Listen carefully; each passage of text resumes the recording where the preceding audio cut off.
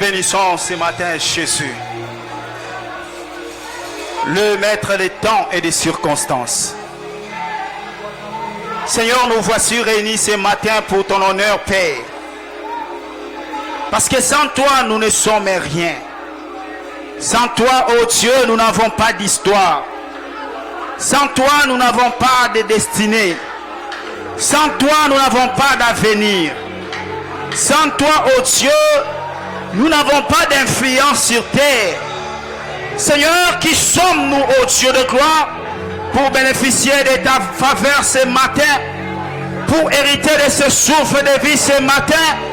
Père éternel, Dieu de gloire, ta grâce nous a suffi ce matin.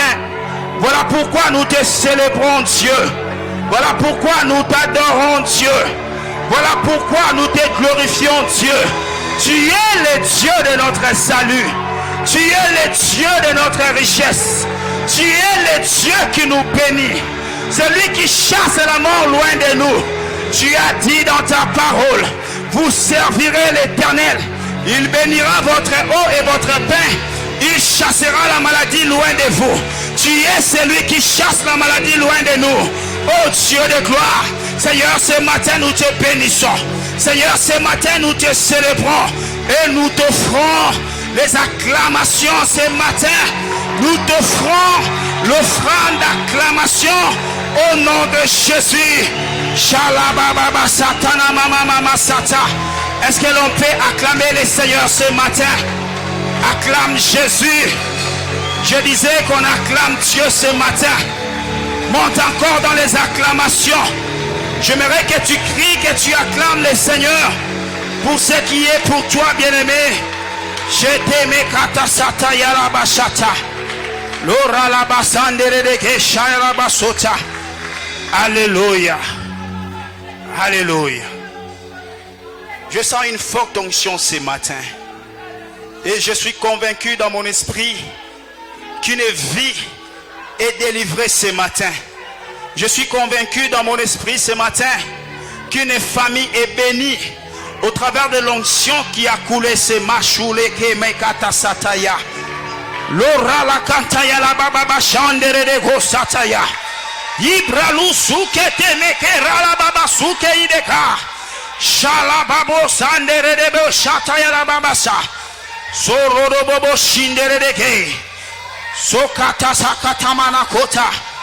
Lembra kantamara na mama sombre de begedere de bege shankanta mukunkuntu kurudu bukunch. Ikalun kundara da bakunche. Sherekete menemesha. Seigneur, que tous les petits esprits, oh Dieu, s'inclinent devant l'autorité du Christ ce matin. Seigneur, j'anéantis la puissance de la mort ce matin. Mon Dieu, mon roi, la puissance de la sorcellerie ce matin, je la bannis dans le nom de Jésus-Christ. Seigneur, je prie ce matin que des anges nouveaux s'ajoutent en ces lieux. Que les anges nouveaux s'ajoutent en ces lieux. Et que l'onction du Saint-Esprit, Shekatabasataya, plane en ces lieux. Dans le nom de Jésus. Shalamasata. Oh Jésus. Shetamacatasata. Ce matin, je voulais détruire la puissance de la mort dans la famille de quelqu'un ce matin. Alors que j'étais en train de préparer le message vers 4 heures du matin, je pus voir dans mon esprit un homme qui était sur le poteau des fils d'électricité.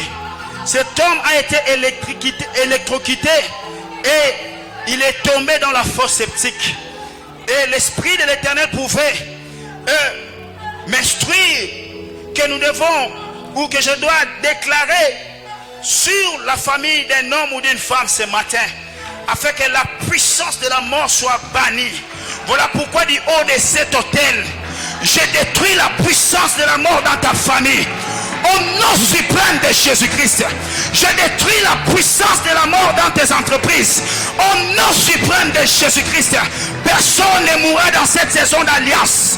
Personne ne mourra dans cette saison de prospérité dans ta famille. Au nom suprême de Jésus-Christ. Est-ce qu'on peut acclamer le Seigneur?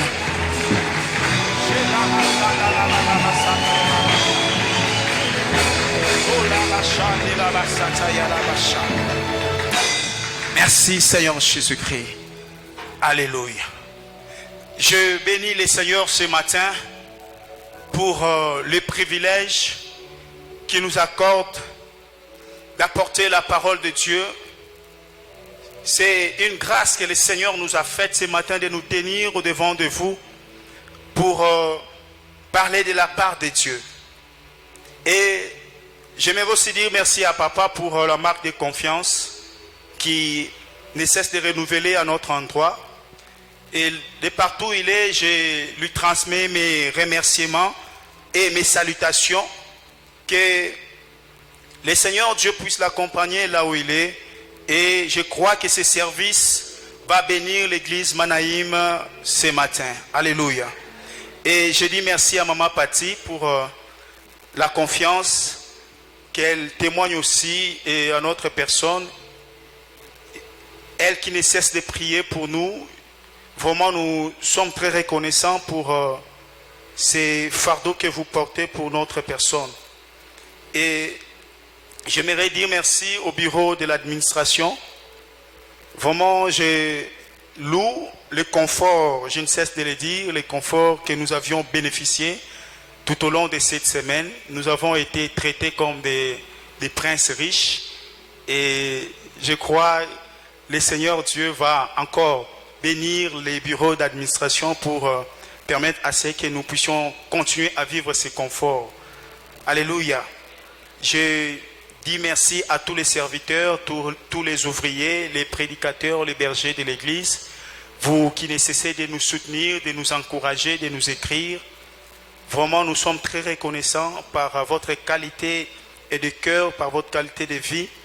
Et je voulais aussi louer les onctions qui m'ont précédé, et à l'instar des bergers patients qui est le faiseur de brèches, il a frayé les chemins pour nous pour que nous puissions encore être inspirés davantage. Il a donné des prédications très puissantes en ces lieux. Nous avons été bénis abondamment. Et je salue aussi le berger Jonas qui nous a bénis par son ministère. Il a donné des prédications puissantes et profondes dans ces lieux. Et l'Église a été bénéficiaire de ces bénédictions. Et ce matin, j'aimerais saluer aussi ma femme. Je ne sais pas si elle est déjà venue. Je vois, elle me fait déjà des beaux yeux. Ma sœur dans le Seigneur, je t'aime beaucoup. Et aujourd'hui, c'est notre anniversaire du mariage. Nous avons totalisé 1 année. C'est pourquoi nous glorifions le Seigneur pour cette grâce qui nous a fait d'être encore ensemble pendant toute l'année. Dieu nous a bénis, Dieu nous a visités. Je ne sais pas si j'ai oublié quelqu'un, mais je crois que Dieu vous bénisse, vous qui êtes là. Vous êtes venus écouter la parole de Dieu, vous vous êtes déplacés de partout où vous habitez. Vous avez payé les transports pour venir en ces lieux. Vraiment, que le Seigneur Dieu puisse vous bénir abondamment. Et ce matin, nous allons nous tenir debout. Nous allons lire ces passages clés dans le livre de Genèse, chapitre 26, versets 12 à 13. Nous allons lire ces passages qui est notre passage de base. Genèse chapitre 26, du 12e au 13e verset. Je ne sais pas si nous avons trouvé. Voilà, nous lisons 1, 2, 3.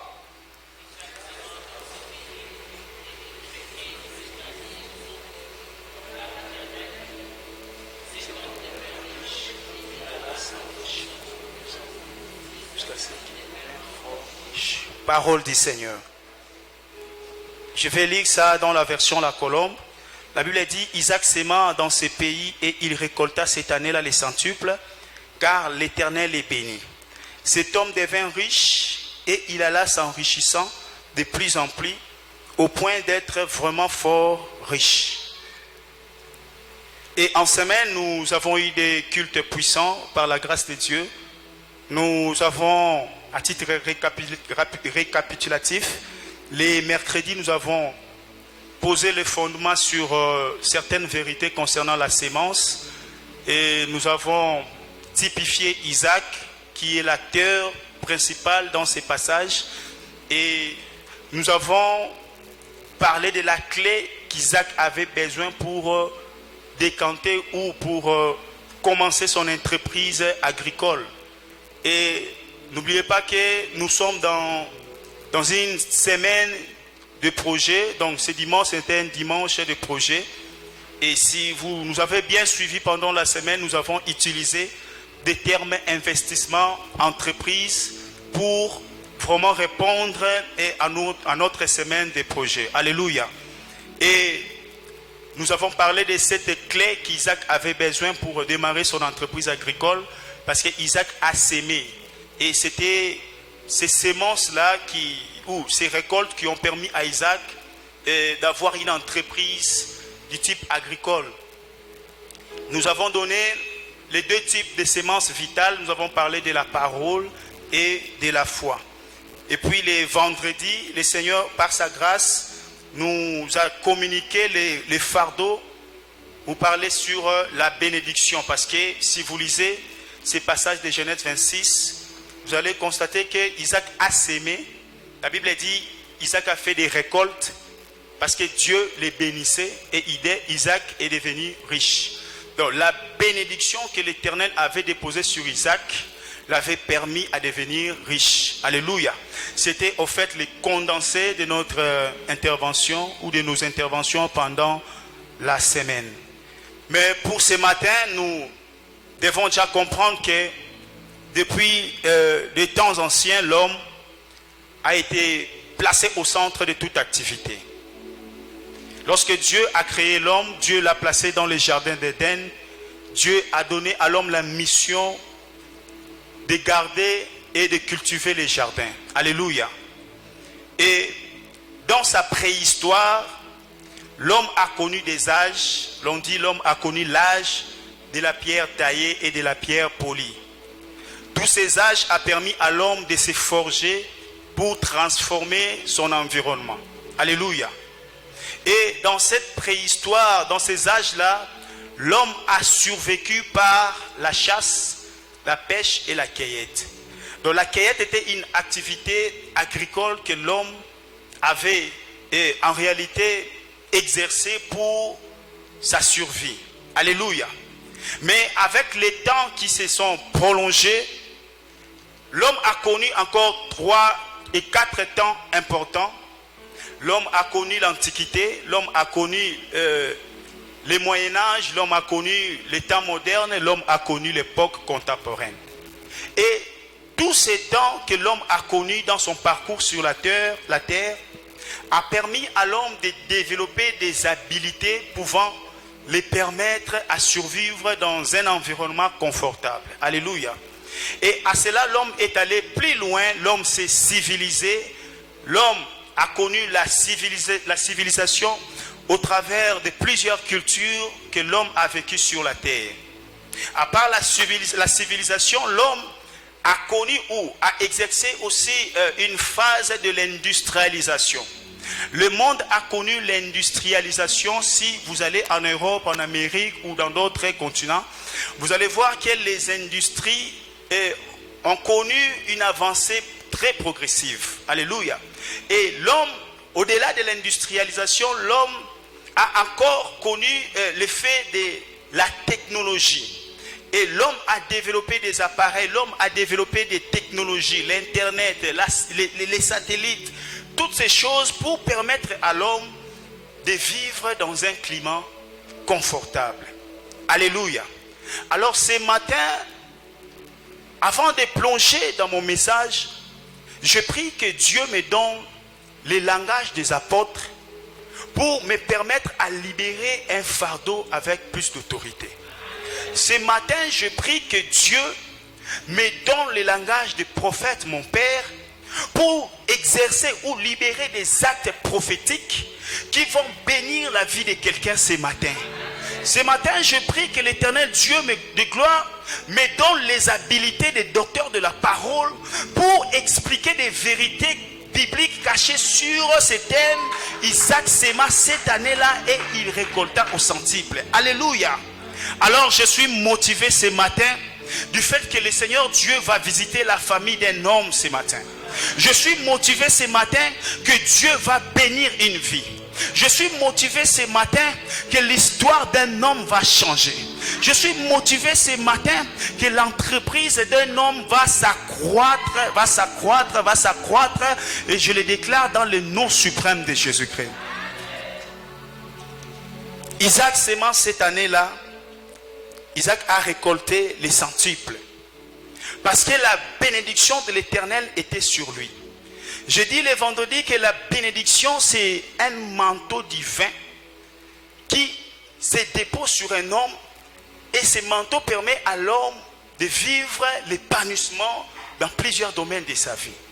Et le manteau divin qui planait sur Isaac après sa récolte, ce manteau divin a permis l'avancement de l'entreprise d'Isaac.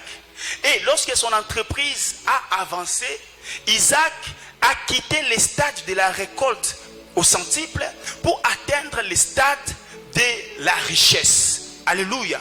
Et c'est par là qu'il y a mon fardeau. Ce matin, le Seigneur a mis dans mon cœur de parler sur la richesse. Alléluia. Isaac qui récolte, Isaac qui est béni, et Isaac devient riche. Celui qui est riche, c'est celui-là qui possède des biens. Alléluia. Celui qui est riche, c'est celui-là qui possède les biens. Alors la richesse, par définition, est l'abondance de biens, de moyens et de revenus. La richesse, c'est la possession de grands biens, en nature ou en argent. Alléluia. Donc lorsque nous avons des biens, lorsque nous avons des biens considérables, nous avons, c'est pas moi, des bâtiments, nous avons des véhicules, nous avons des trucs, et cela constitue une richesse que nous possédons. Mais la dimension de la richesse ne se limite pas seulement par les véhicules, les maisons ou les matériels que nous avons. Et par cela, je suis obligé de donner les types de richesses pour permettre à chacun de nous de se situer. Parce que j'aimerais vous dire une chose ce matin, que dans cette église ce matin, il n'y a pas des hommes ou des femmes pauvres en ces lieux. Alléluia. Nous sommes tous des riches, parce que lorsque je vais développer les types de richesses, vous allez comprendre que chacun de nous a quelque chose qui constitue une richesse pour sa vie. Alléluia. Et voilà, je m'en vais déjà à plonger dans ce type de richesse. Le premier type de richesse, il y a, je vais dire, la richesse financière. La richesse financière, c'est l'ensemble des sommes d'argent ou bien des valeurs que l'on peut estimer en termes d'argent. C'est l'ensemble des sommes d'argent avec lesquelles nous pouvons faire facilement de l'échange de biens ou de services. Alléluia. Le premier type de la richesse ici, c'est la richesse financière. Et par là, nous voyons des sommes d'argent. Nous voyons des chiffres, des billets de banque. Alléluia. Donc, quelqu'un qui a 50 000 $, 60 000 $, c'est pas moi, 200 000 $, c'est quelqu'un qui a une richesse financière. Alléluia. Et ce matin, je prie et je demande à Dieu de donner à quelqu'un la richesse financière. Alléluia. La Bible dit l'argent répond à tout. Bien aimé dans le Seigneur, l'échange dont on parle ici, l'échange, en réalité c'est les commerces, c'est l'activité des achats. Alléluia. L'argent nous permet à acheter des biens, à acheter des services. Nous avons besoin d'argent, bien aimé dans le Seigneur. Le micro que je tiens ici, on l'a acheté par les billets des banques. Alléluia. Les habits que nous portons, nous l'avons acheté. S'il n'y avait pas l'argent, si on n'avait pas l'argent, on n'allait pas acheter les habits que nous avons portés. Alléluia. Nous avons ces habits parce que nous avons utilisé les billets des banques qui nous a permis à faciliter l'échange des biens ou des services. Le deuxième type de richesse, c'est la richesse matérielle. La richesse matérielle, en réalité, ce sont des matières. Donc, c'est toutes les matières, les objets physiques non vivants, tels que les métaux, les minéraux, les matériaux en bois, les combustibles fossiles, plastiques, les produits électroniques et d'autres technologies, les infrastructures, les bâtiments et j'en passe. Donc ici, on dit les richesses matérielles, ce sont des matières ou des objets non vivants. Par là, nous voyons des métaux, par exemple l'or, l'argent, le cuivre, le cobalt, les manganèses. Dieu peut te faire grâce. Tu circules sur ton avenir, tu trouves 500 kilos d'or. Alléluia. Tu trouves 500 kilos d'or et tu vends ça. Tu transformes la richesse matérielle en richesse financière. Alléluia. Donc, c'est lui aussi qui a des infrastructures. C'est lui qui a des écoles, des hôpitaux. C'est lui-là, il a des biens ou des richesses matérielles. Alléluia. C'est lui qui a un téléphone, c'est pas moi, iPhone Pro 50, si c'est déjà apparu, qui coûte 500 000 $. C'est lui-là a la richesse matérielle. Alléluia. Et lorsque cette personne vend cette richesse matérielle, il va les vendre à une somme qui va faire de cette personne-là riche financièrement.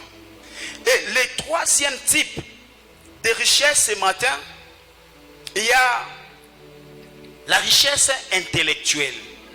Alléluia. Est-ce que quelqu'un est avec moi ce matin? Si nous sommes là, balançons nos mains s'il vous plaît. Alléluia. Le troisième type de richesse ici, nous avons la richesse intellectuelle. Ici, on dit, la richesse intellectuelle, c'est réfère au savoir, donc à la connaissance que nous avons.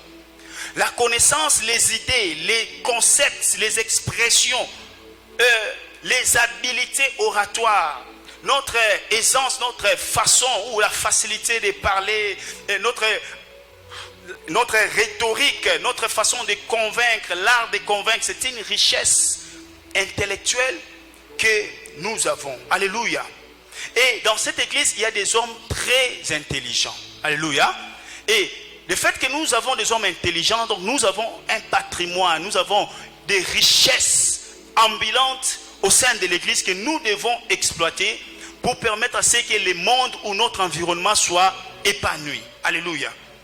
Et le quatrième type de richesse ce matin, nous avons les richesses expérimentales ou la richesse expérimentale. Ici, c'est beaucoup plus le savoir-faire. Ce que nous savons, c'est l'expérience que nous avons dans la société. Nous avons travaillé 5 ans, 10 ans, 20 ans dans un domaine quelconque de la vie. Et cela nous a donné une connaissance, une base particulière. Alléluia. Et ici, c'est le savoir-faire, c'est ce que nous savons faire bien. Cela constitue une richesse. C'est comme ça que vous allez voir, il y a des sociétés qui cherchent des hommes expérimentés. On fait l'offre, on dit, voilà, dans cette entreprise, nous avons besoin de quelqu'un qui a 5 ans d'expérience en. Alléluia. Donc même les sociétés cherchent des personnes richesses en expérience. Alléluia. Et le cinquième type de richesse, je vais passer rapidement pour aller dans d'autres choses. Nous avons les richesses sociales. Donc ce sont des liens, des relations, des influences, un réseau plus ou moins riche de gens que nous avons tout autour de nous. Donc les contacts, des relations que nous avons, des bonnes relations que nous avons avec des bonnes personnes constituent une richesse sociale. Nous avons des richesses vivantes comme type de richesses. Et ces richesses correspondent à la terre, l'eau, les animaux, les plantes, la santé des humains et tous les autres organismes, les différents écosystèmes et de paysages et tout ce que nous avons donc dans la nature constitue des richesses vivantes. il y a des penseurs, des savants qui ont émis des pensées sur la richesse. Premièrement, il y a la théorie de Platon. Platon dit que la richesse, sur la redistribution de richesses, Platon dit la richesse devrait être distribuée de façon égalitaire. Alléluia. C'est-à-dire que tout le monde devait avoir la richesse d'une manière équitable, d'une manière égale. Et Aristote, à son tour, dans sa théorie, je parle des savants qui ont parlé sur la richesse, Aristote a dit, non, Platon, la richesse ne doit pas être distribuée dans les paliers égalitaires, mais la richesse doit être distribuée proportionnellement à l'effort de chacun. Alléluia. Donc pour Aristote, il faudra fournir individuellement des efforts pour acquérir la richesse. Mais pour Aristote, on doit donner la richesse à tout le monde et que chacun doit avoir, si par exemple j'ai 500 000 dollars, comprenez, moi j'aime des gros chiffres, je n'aime pas des petits chiffres. Si j'ai 500 000 dollars ou 1 million de dollars, donc mon voisin doit aussi avoir 1 million de dollars. Ça c'est Platon. Mais Aristote dit, si partout toi tu fournis des efforts, tu travailles dur et que tu acquiers des richesses, ces richesses-là n'est que pour toi. Alléluia. Donc la redistribution des richesses selon Aristote, c'est que chacun doit fournir des efforts. Alors, dans la Bible, vous allez comprendre que ces deux théories s'accordent à deux églises. L'église de Pierre, c'est une église qui a vécu la théorie de Platon. Parce que c'est une église où les gens amenés à porter leurs richesses pour répondre ou couvrir la pauvreté des pauvres. Alléluia. L'église de Pierre a vécu la théorie de Platon. Mais dans l'église de Pierre, ce n'est pas la théorie de Platon qui a été dominante, mais c'est la théorie d'Aristote. La théorie d'Aristote a dominé dans l'église de Paul. Pourquoi? Parce que chez Paul, Paul vous incite à travailler. Paul vous demande à travailler dur pour avoir des richesses. Alléluia. Paul a poussé son église à travailler pour acquérir des richesses. Pendant que Pierre a demandé à l'église d'apporter des richesses pour couvrir les besoins de chacun. Donc la théorie de Platon et la théorie de Socrate et d'Aristote, ce sont des théories que nous avons vécues dans l'église de Paul et dans l'église de Pierre. Alléluia. Est-ce que nous sommes là? Je vais avancer. Et il y a un rapport annuel qui a été publié sur la richesse. Je suis en train de poser des bases. Et le rapport annuel sur la richesse mondiale établi par Capgemini et Merrill Lynch. Ces hommes ont estimé la richesse en fonction de l'argent en dollars et les biens qu'il peut posséder.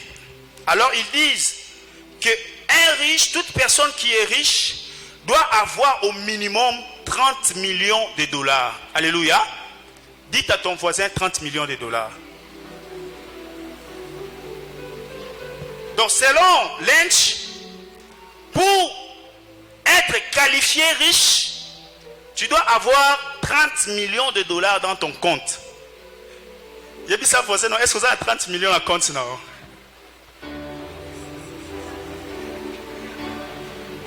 Alléluia. Est-ce qu'on peut acclamer le Seigneur?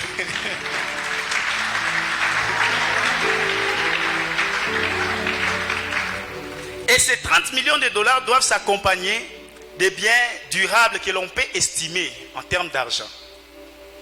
Et Lynch et son coéquipier continuent à catégoriser les riches. Ils disent, pour être ultra riche, il faut avoir plus de 30 millions de dollars. Alléluia. Et à cela, il y a un classement mondial des riches. J'ai pris seulement deux personnages ici. Et l'homme le plus riche du monde, ça c'est à titre informatif. Actuellement, une publication qui a été faite le 4 août 2022, de cette année. Et on dit, le premier homme le plus riche du monde, c'est Elon Musk. Voilà, Elon Musk. Elon Musk est le patron de l'entreprise SpaceX et de l'entreprise qui fabrique des véhicules Tesla. Alléluia. Il a dans son judiciaire 267 milliards de dollars américains. Alléluia. 267 milliards de dollars américains. Alléluia. Et le deuxième homme, le numéro 2 mondial en richesse, c'est Jeff Bezos. Jeff Bezos est le patron de Amazon. Alléluia. C'est une boutique en ligne que nous utilisons tous. Il est le deuxième homme le plus friqué du monde. Il a 163 milliards de dollars américains. Alléluia.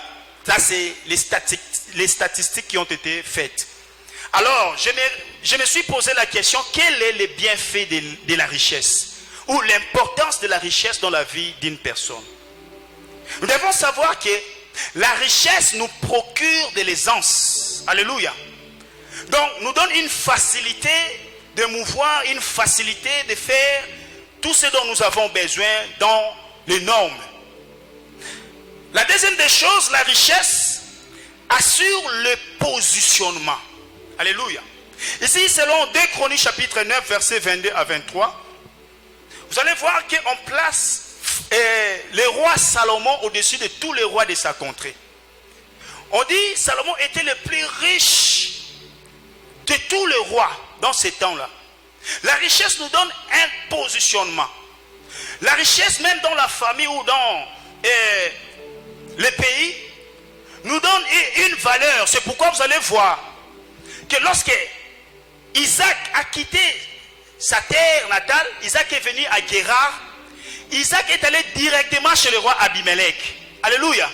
Est-ce que vous pensez qu'il n'y avait pas de migrants dans ce temps-là qui devaient aussi voir Abimelech? Non. Les riches sont accueillis directement par les autorités. Alléluia. Isaac avait des biens considérables. C'est comme ça que les portes de la maison d'Abimelech étaient ouvertes pour lui. Alléluia.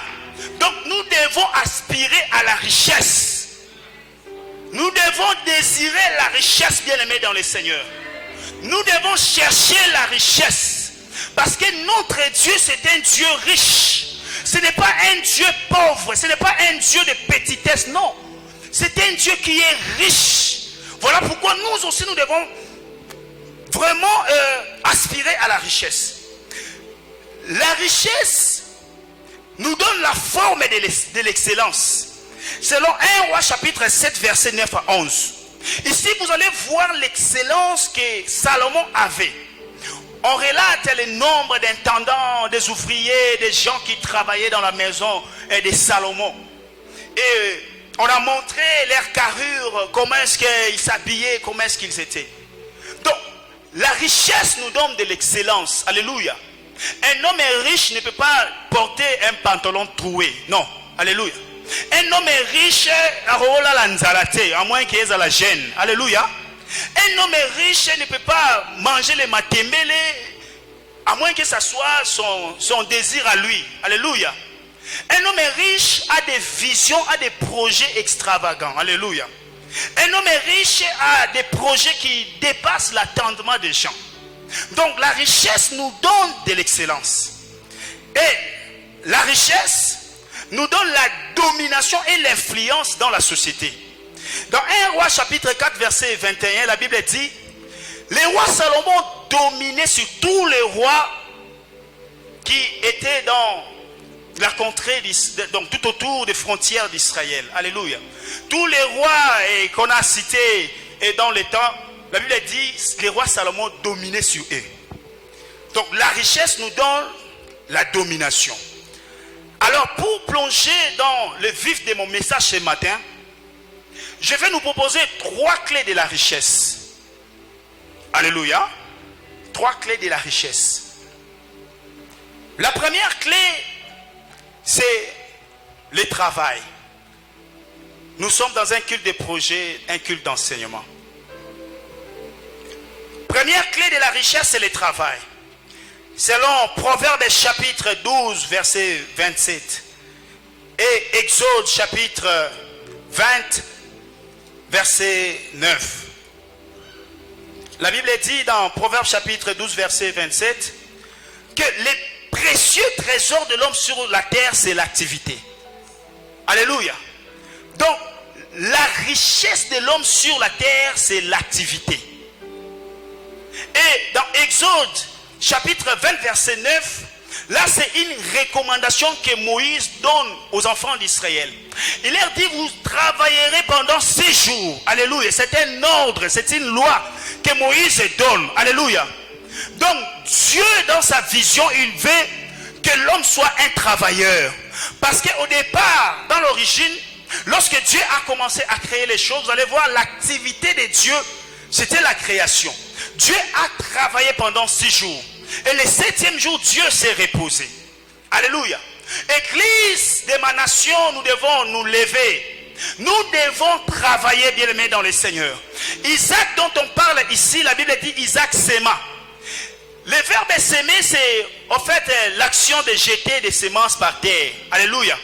C'est une activité manuelle que Isaac a exercée.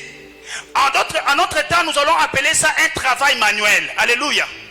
Isaac a travaillé dans son entreprise agricole. Et le travail qu'Isaac a fait à Guérard dans son entreprise agricole a permis à Isaac de récolter les centuples. Il n'y a pas de centuples, Isaac, si tu ne travailles pas. Isaac, si tu ne travailles pas, Dieu ne te bénira pas. Isaac, si Dieu ne te bénit pas, Isaac, tu ne deviendras pas riche. Alléluia. Le travail est la clé importante qui fait de sorte que Dieu puisse passer ou Dieu puisse déposer son manteau divin qui va t'amener de croissance en croissance et de richesse en richesse. Isaac a travaillé à Guérard. Isaac a sémé. Mais il y a 2 attitudes que je souligne ici par le travail. Lorsque Isaac descend à Guérard, la première attitude, Isaac s'est adapté aux conditions de vie de Guérard. L'adaptation. Alléluia. Isaac s'est adapté. Isaac a trouvé un pays stérile, un pays qui ne produisait pas. Isaac s'est adapté à cette réalité.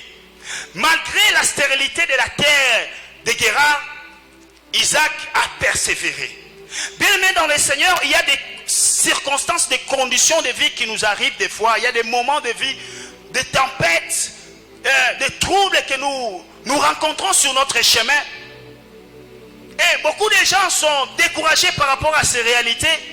Beaucoup de gens avaient des projets d'investissement, mais quand ils ont regardé le Congo, ils se disent, si j'essaye d'apporter mon capital, je vais le perdre. Mais ce matin, j'aimerais encourager un homme par la grâce de Dieu. Toi qui avais un projet d'investissement, toi qui avais un projet de créer, c'est pas moi, une petite entreprise. J'aimerais t'encourager de le faire parce que la main de Dieu n'attend que cet investissement pour t'amener dans la croissance des richesses. Alléluia. J'aimerais inciter les mamans à aller vendre même les cacahuètes. Alléluia. Tote kata makala. Alléluia. Bien-aimé dans le Seigneur, le Dieu que nous prions, c'est un Dieu riche. Dieu est un Dieu qui agit par contact. Alléluia. Dieu attend un support pour qu'il passe par contact sur ce support-là pour te permettre à manifester la puissance de Dieu dans la richesse. Donc si tu as un support qui est le commerce, Dieu va passer par ce commerce ou cette mini-entreprise et Dieu va te rendre riche. Voilà pourquoi du haut de cet hôtel, je prie et je demande à Dieu de rendre un entrepreneur riche ce matin.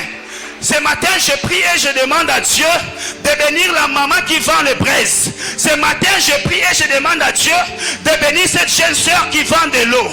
Ce matin, je prie et je demande à Dieu de bénir ce papa qui a une petite entreprise. Je prie et je demande à Dieu de bénir ce cordonnier qui passe tout son temps sur les rues pour chausser, pour arranger les chaussures des gens qui passent. Bien-aimé dans le Seigneur, Dieu attend un contact pour t'amener dans la richesse. Et la deuxième attitude qu'Isaac a manifestée, Isaac a appris à investir à Guérard. Si vous lisez l'histoire des patriarches, vous allez voir que Isaac est le seul cultivateur parmi les patriarches. Alléluia. Abraham n'avait pas cultivé. Bien que dans la Bible on dit quelque part Abraham a planté un arbre.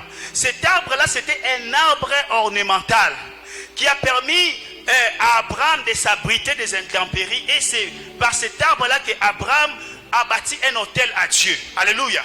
Donc si vous lisez l'histoire des patriarches, vous allez voir que Isaac est le seul et le premier cultivateur de cette famille, de la famille de Terach. Alléluia. C'est à Guérard que Isaac avait appris cette attitude de l'investissement. Alléluia.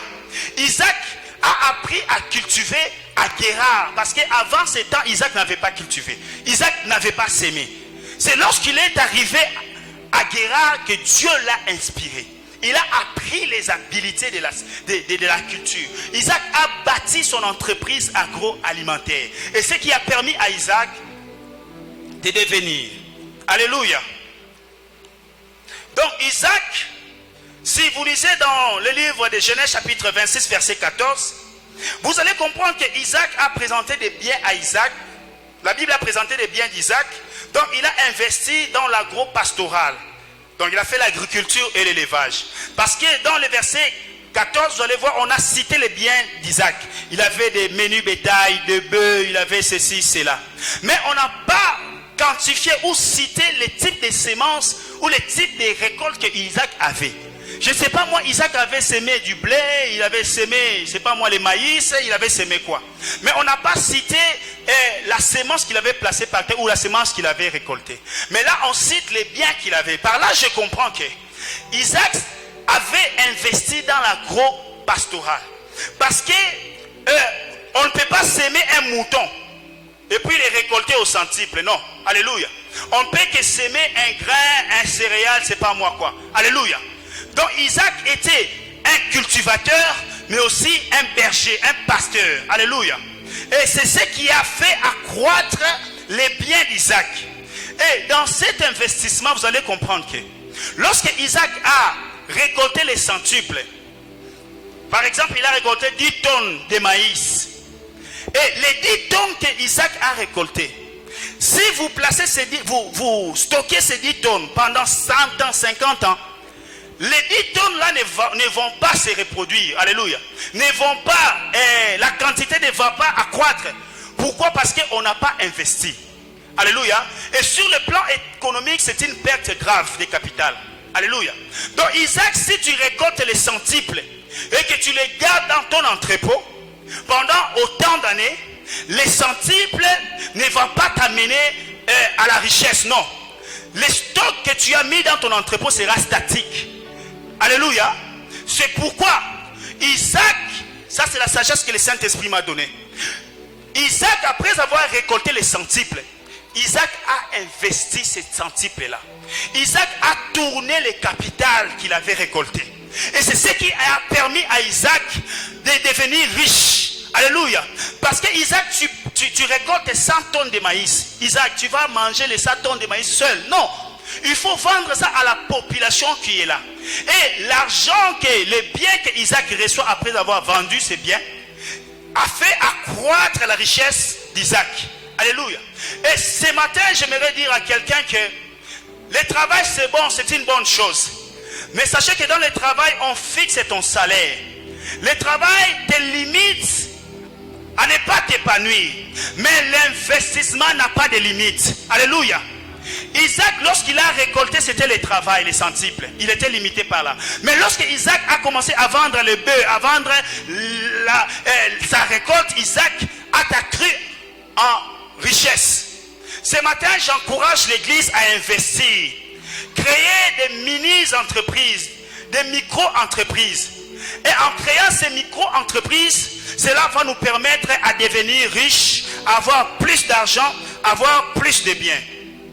La deuxième clé ici de la richesse, c'est que nous devons avoir la mentalité de la richesse. Alléluia, ça c'est la deuxième clé.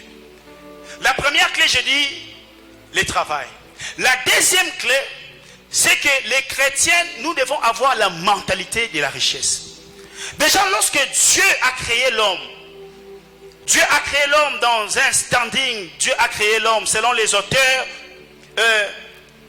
Dieu a tiré l'homme dans un endroit riche. Et lorsque la Bible dit Dieu a formé l'homme par la poussière de la terre, les auteurs disent qu'il y a un mot grec qui est utilisé par là. Le mot dunamis. D-U-N-A-M-I-S. Ce qui veut dire la dynamite. Qui veut dire la puissance. Mais lorsqu'on parle de la dynamite, on voit les explosifs. Ceux qui travaillent dans des carrières, ils savent très bien que les explosifs ou les molécules explosives qui répondent bien, c'est la nitroglycérine. Alléluia. Et c'est la charge explosive qui permet à exploser la mine. Et lorsque la mine est explosée, les poussières ou les matières minérales se répandent ou se dissipent au travers de la poussière. Les auteurs disent que c'est dans cette richesse de poussière que Dieu a tiré ou a formé l'homme et a soufflé sur l'homme. Mais médicalement par la biologie, la Bible, si vous lisez bien la biologie, vous allez comprendre que le corps de l'homme possède des richesses en lui. Alléluia. Je vais démontrer ça. Et en médecine, selon les études biologiques, nous retrouvons dans le corps de l'homme le fer. Alléluia. Quelqu'un dise avec moi le fer. Le fer, là on peut s'exemple ni à fer, fer et angwana. Alléluia. Donc le fer nous permet dans la construction des bâtiments, des immeubles et beaucoup de choses. Ce fer-là est dans l'organisme humain. Alors, le fer joue quel rôle dans l'organisme humain? Le fer participe dans la composition de l'hémoglobine et permet un taux de sang stable. C'est pourquoi les mamans, quand elles partent à la CPN, on leur donne du fer, des suppléments en fer. Alléluia. Et il y a des gisements de fer dans la nature. Si vous allez au Bas-Congo, vous allez voir des carrières de fer. Alléluia. Ça, c'est la première des choses. Dans le corps de l'homme, il y a les cobaltes. Alléluia. Donc, tel que nous sommes là, tous, nous avons des cobaltes dans nos corps. Or, les cobaltes, nous pouvons les retrouver dans la nature, dans des gisements, dans des mines. Alléluia.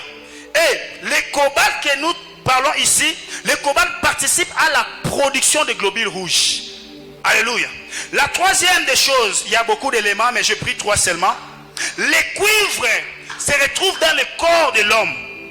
Or, nous savons la gécamine est la productrice de cuivre et de cobalt. Alléluia.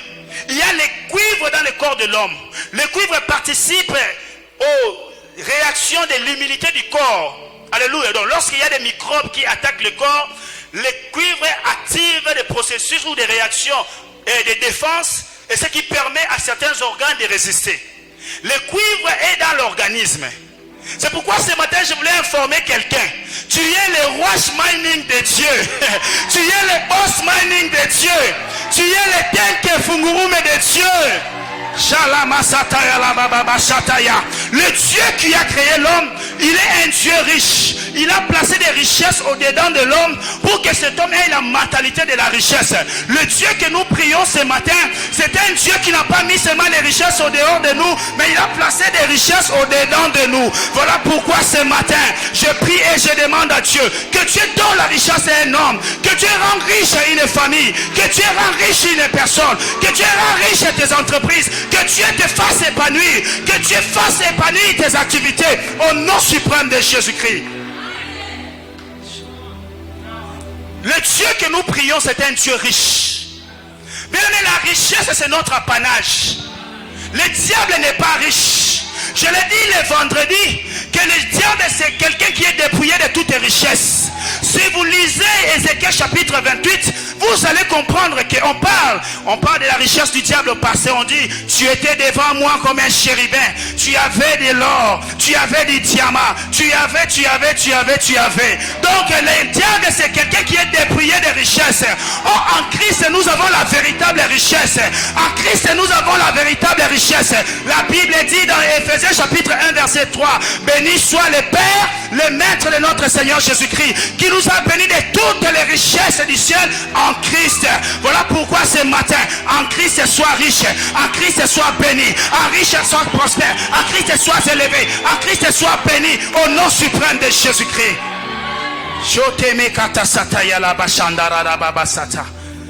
En Christ, nous avons de meilleures richesses. Et une autre chose dans cette mentalité de la richesse, nous devons comprendre que la richesse commence à partir de la tête, à partir de la pensée. Ce que tu penses, c'est ce que tu dois devenir.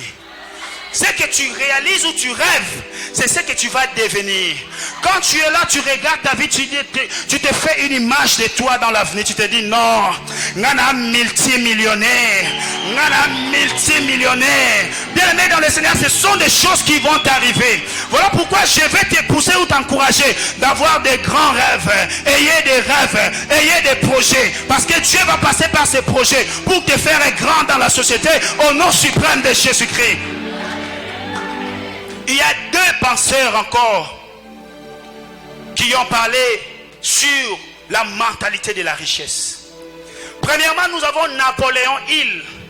Napoléon Hill fut le directeur de cabinet de Roosevelt, un ancien président américain. Et il était avocat, il était un journaliste. Il a dit ceci dans son livre intitulé « Penser et devenir riche ». Il dit ceci: tout ce que l'esprit de l'homme peut concevoir et croire, il peut l'accomplir. Donc tout ce que tu conçois dans ta tête, tout ce que tu penses, tu peux les réaliser, tu peux les matérialiser. Les gens qui ont créé Facebook, ils avaient une pensée. Les gens qui ont conçu, je sais pas moi, Amazon, ils avaient une vision. Les gens qui ont créé WhatsApp, Viber, ils avaient une conception dans leur tête. C'est cette conception qu'ils ont matérialisée qui les a rendus riches. Alléluia. Ces gens-là sont devenus des milliardaires à cause de la pensée qu'ils avaient. Donc ce que tu penses ce matin, c'est ce que tu vas accomplir et c'est ce que tu vas devenir. J'entends quelqu'un me dire amen. Et les deuxièmes célèbres ou pensez, les docteurs Deepak Chopra, spécialiste dans la médecine indienne, il dit ceci dans son ouvrage intitulé Les clés spirituelles de la richesse. Il dit ceci: plus nous sommes conscients des lois qui régissent l'univers, moins il nous faut d'efforts pour accéder à la richesse matérielle. Alléluia. Est-ce que je peux reprendre ça? Plus nous sommes conscients des lois qui régissent l'univers, moins il nous faut d'efforts pour accéder à la richesse matérielle. Donc si nous comprenons les enjeux de l'univers, si nous comprenons que sous cette terre ici, il y a des tonnes et des tonnes de l'or, il y a des tonnes et des tonnes de diamants, si nous comprenons ces lois, ces réalités-là, nous n'allons pas fournir beaucoup d'efforts. Des fois, nous nous lamentons, nous disons, voilà, la situation socio-économique ne va pas bien, voilà, il y a la crise ces derniers temps. Bien aimé, il y a des minéraux qui nous passent ici. Ceux qui fréquentent la route Kolwezi, ils voient des gisements de minéraux. En tant que Congolais, qu'est-ce que nous faisons pour bénéficier des richesses de notre pays? Qu'est-ce que nous faisons? Quelle est notre responsabilité dans tout cela? Alléluia. Si nous comprenons les lois qui régissent l'univers, nous n'allons pas fournir beaucoup d'efforts pour devenir riches. Voilà pourquoi ce matin, je prie et je demande à Dieu d'amplifier encore la pensée d'un homme ce matin, d'amplifier encore la vision d'une femme ce matin, que Dieu amplifie encore tes visions pour que tu penses grand, pour que tu aies des grands projets et que tu réalises ces grands projets au nom suprême de Jésus-Christ. La troisième clé ce matin, la troisième clé, c'est que il faut bâtir les hôtels. Pour devenir riche, il faut bâtir les hôtels. Alléluia. Pour devenir riche, il faut bâtir les hôtels. Ici, nous sommes dans Genèse chapitre 26, versets 24 à 32. Vous allez comprendre ici que Isaac, après avoir reçu la bénédiction de Dieu, Isaac est devenu riche, Isaac est devenu fort riche. Vous allez voir que Isaac, on l'a chassé de la cité, c'est pas moi, de la commune, puisqu'il était toujours à Guéra. On l'a chassé de la commune où il habitait tout près d'Abimelech. La Bible dit, Isaac a bâti un autel à Dieu. Alléluia. Et pendant qu'il bâtissait l'autel, ses serviteurs étaient en train de creuser des puits. J'ai compris une chose ici, c'est que les autels nous donnent des résultats rapides. Alléluia. Lorsque Isaac a sémé, le temps que Isaac a sémé et le temps qu'il doit récolter, il y a beaucoup d'efforts, beaucoup de préalables. Mais lorsque Isaac a bâti un autel, la Bible dit, pendant qu'il bâtissait l'autel, ses serviteurs sont venus au devant de lui pour lui dire, voilà, nous avons trouvé de l'eau dans le puits. Alléluia. Donc, l'autel qu'Isaac a bâti l'a permis d'avoir la solution ou les résultats les plus rapides que possible par rapport aux efforts qu'il avait fournis pendant qu'il s'aimait.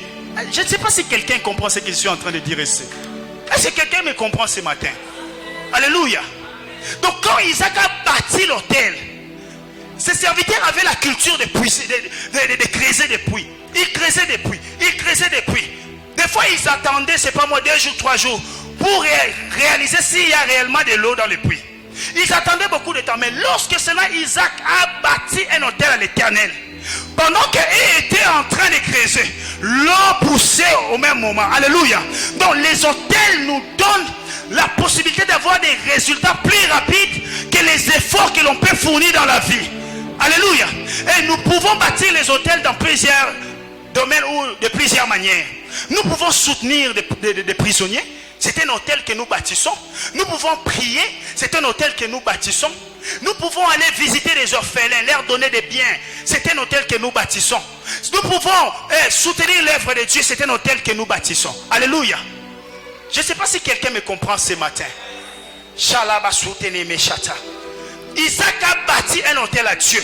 Et Isaac a eu un résultat plus rapide. Alléluia. Donc, nous devons avoir la culture de bâtir les hôtels dans nos vies pour espérer à devenir riches et avoir plus de résultats escomptés. Alléluia. Et ce matin, je ne sais pas si dans ta famille il y avait un hôtel qui a été placé. Je ne sais pas, il y a des familles où on a bâti des hôtels de pauvreté. Il y a des familles où on a bâti des hôtels de stérilité. Il y a des familles où on a bâti des hôtels de célibat. Il y a des familles, quand vous regardez, vous trouvez qu'il y a des belles femmes, mais il n'y a pas de mariage pour elles. Il y a des hommes intelligents.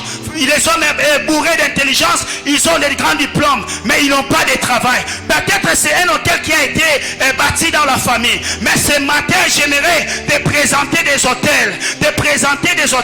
Bien aimé dans le Seigneur, la vie spirituelle, c'est une vie de bataille des hôtels. La vie dans ce monde, c'est une vie de bataille dans des hôtels. Il y a des hôtels qui se battent contre les hôtels. Il y a des hôtels qu'on a bâtis dans nos familles pour limiter la vie, la croissance de vie. Il y a des hôtels qu'on a bâtis pour qu'il n'y ait pas de mariage. Il y a des hôtels qu'on a bâtis pour qu'il n'y ait pas de richesse. Il y a des familles, quand vous regardez, les hommes sont très élégants, ils sont beaux, ils sont intelligents, mais ils sont foutrons dans la vie. Ils ne prennent que la bière, ils ne font que ils ne sont que des délinquants, ils ont des vies vraiment sales. Donc ils ne sont rien dans la vie, parce qu'il y a un hôtel qui a été élevé. Alléluia.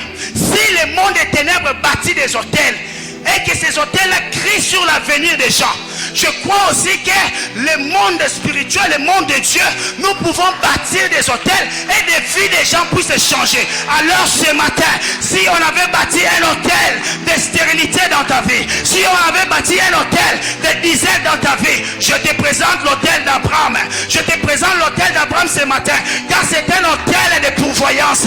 Lorsque Abraham montait avec Isaac sur la montagne, Isaac a demandé à Abraham, papa, il y a les bois, il y a le feu, mais où est l'Holocauste?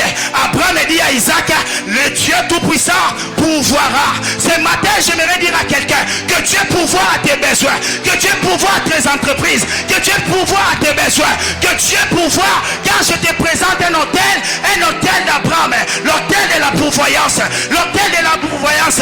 Ce matin, bien aimé bien-aimé dans le Seigneur, s'il y a des gens qui t'ont fait des injustices à cause des réalités de la vie, tu as perdu des sommes d'argent, ils t'ont cambriolé, ils t'ont volé, ils t'ont fait du mal. Ce matin, je te présente l'autel des Caïns, car la Bible dit, les sangs d'Abel crie vengeance.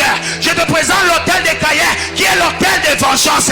Que Dieu te venge de tes ennemis. Même l'oncle là, le cocobar là, qui t'a imposé une vie de misère, qui t'a imposé une vie de célibat. Je prie que Dieu te venge. Que Dieu te venge de tes ennemis. Que Dieu te venge de tous les gens qui t'ont fait du mal.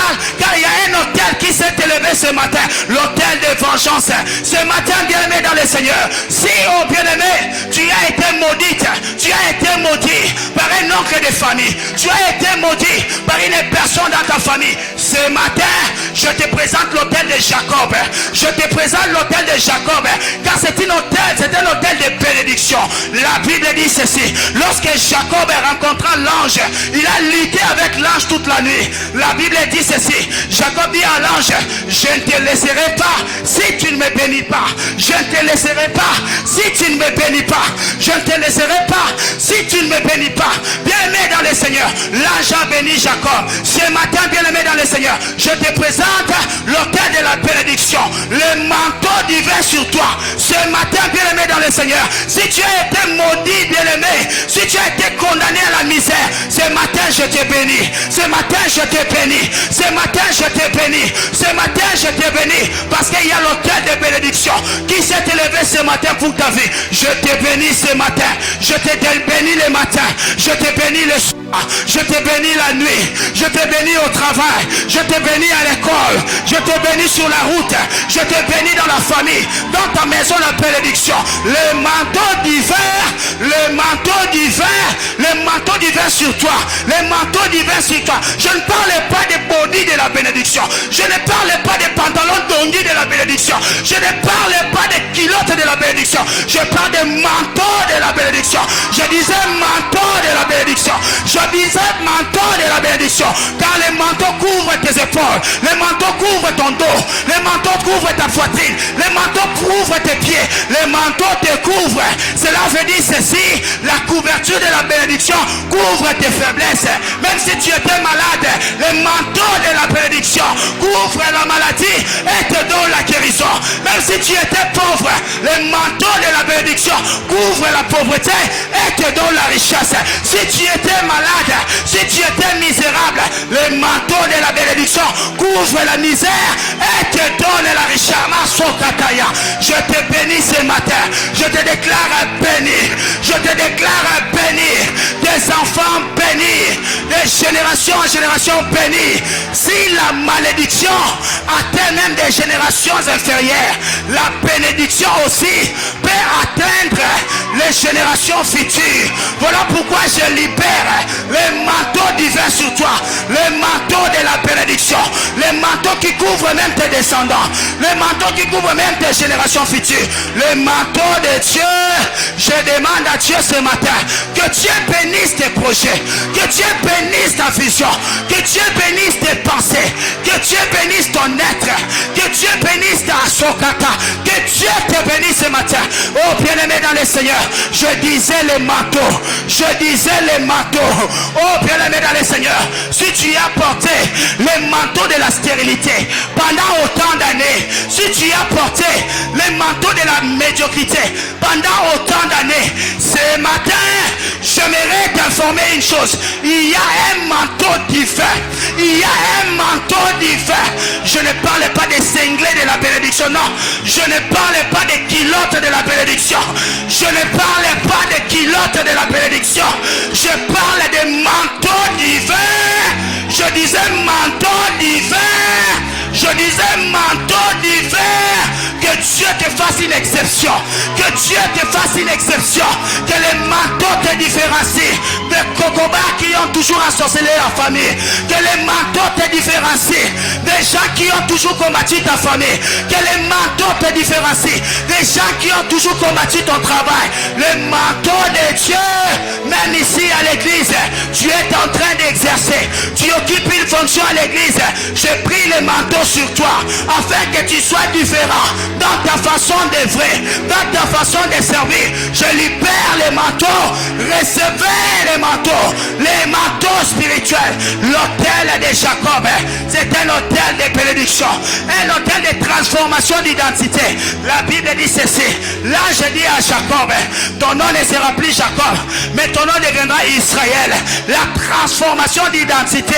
Alors si on te connaissait que tu étais membre passif, la tongwa lelo ozokoma maswa shela masataya na tongwa lelo ozokoma ma richesse na tongwa lelo ozokoma ma bozwi na tongwa lelo nzamba opambola yo lipambo lepesa bavoisin motema likundu deme nzambe esengela pambola yo. Dieu doit te bénir pour que tous ces gens-là qui racontent des bobards contre toi changent de langage, qui changent de langage, qui changent de langage.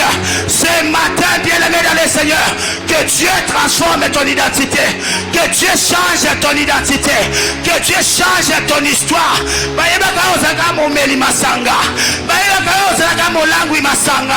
À cause des manteaux d'hiver, à cause des manteaux d'hiver,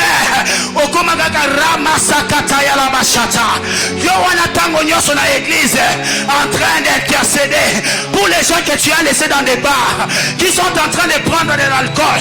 Dieu a transformé ta vie et te voilà aujourd'hui.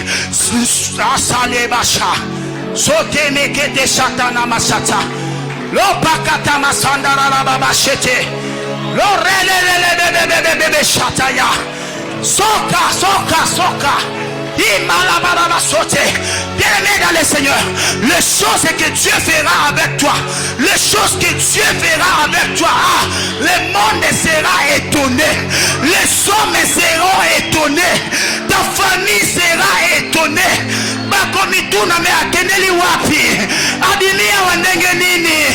Alors que ils vont se poser la question, mais comment est-ce qu'il s'est sorti, qu'il s'est tiré de ces trous? Ils ne comprendront pas, parce que le manteau a la capacité de te tirer du force, de te tirer du force, de te tirer du force au nom suprême de Jésus. Sola tabalaba shataya. Bien-aimé dans le Seigneur, si tu as prié, tu as beaucoup prié, tu as attendu l'exaucement de Dieu pendant autant d'années, ce matin, je te présente l'autel d'Élie. Je te présente l'autel d'Élie. La Bible dit ceci. Élie rassembla les bois à Massoté. Élie a versé l'eau sur l'autel. Élie a prié, Père, que l'on sache aujourd'hui que tu es le Dieu d'Israël. Que l'on sache aujourd'hui que tu es le Dieu d'Israël. L'autel d'Élie, c'est un autel d'exaucement. L'autel d'Élie, c'est un autel de réponse. Alors que tu as attendu l'exaucement de Dieu pendant autant d'années, ce matin, je te présente l'autel d'Élie, l'autel d'exaucement.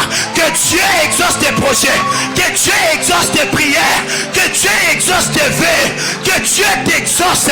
Toi qui as prié à Massoudeke, tu as prié dans des montagnes, tu as prié bien-aimé dans le Seigneur, tu as gêné, tu as cherché Dieu, tu es allé partout, tu as consulté des hommes de Dieu, tu as fait des offrandes, mais tu n'as pas eu la résolution. Ce matin, je te présente l'autel d'Élie, l'autel d'exaucement.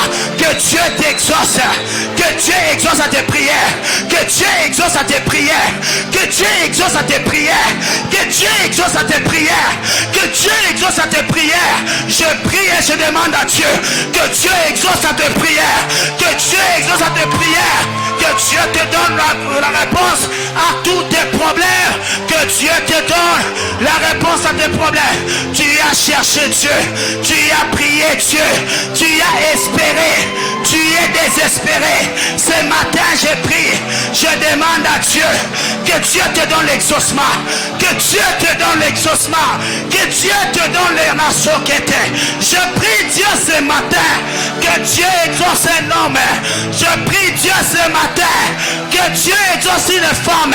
Je prie Dieu ce matin que Dieu exauce une famille.